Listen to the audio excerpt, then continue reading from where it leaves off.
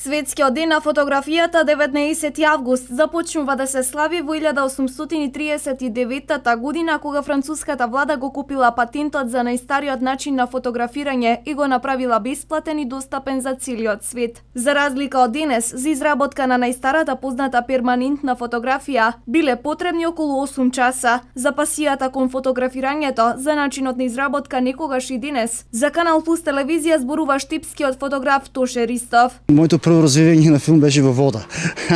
Мојот прв експеримент. Потоа тргнам во пионерскиот дом.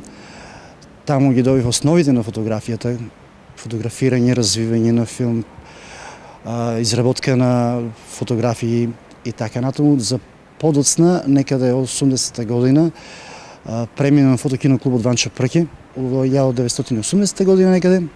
И првата самостојна изложба ја направив во Домот на младите 1984 година. Денес фотографирањето и фотографиите се дел од секојдневието, благодарение на дигиталните камери и смартфоните. Секоја година се прават повеќе од 350 милиарди фотографии. На социјалната мрежа Facebook се закачени околу 250 милиарди фотографии. Впрочем, камерата на Kodak во 1888 година, појавувајќи се на пазарот, ја најави револуцијата која трае и до ден денес, под слоганот "Вие притиснете го копчето, ние ќе се погрижиме за останатото". Со крајот на 80-те години некаде се појави дигиталната фотографија, која што самата фотографија ја донесе многу поблиску до широките народни маси.